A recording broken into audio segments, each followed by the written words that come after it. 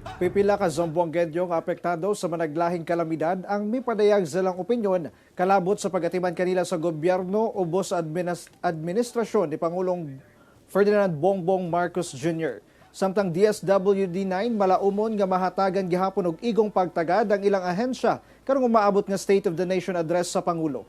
Ano ang report ni Krisa Dapitan. Sulod sa usa ka tuig, managlahing kalamidad na ang miagi sa Zamboanga City nga nakaapekto sa kinabuhi sa pipila ka Zamboangueño.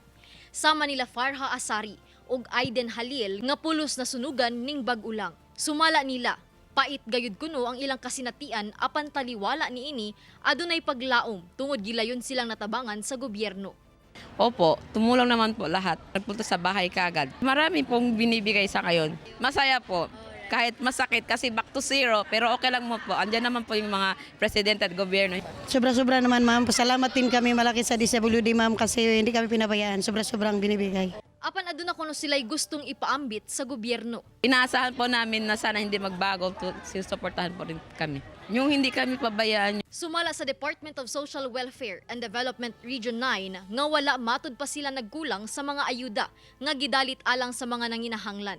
Gani, sa umaabot nga State of the Nation address ni President Bongbong Marcos Jr., malaumon sila nga hatagan gihapon og igong suporta ang buhatan. Seeing more support to the SWD, particularly sa mga programa natin like the Pantawid, of course yung Kalahi Seeds, yung Sustainable Livelihood Program because we've expanded our coverage for Sustainable Livelihood Program. We just do not cover yung mga regular clients but including yung mga former rebels. We're now covering that.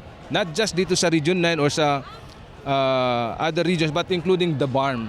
They're positive that at least ang DSWD is always in the limelight when it comes to support from the administration. So hindi kami naiiwan.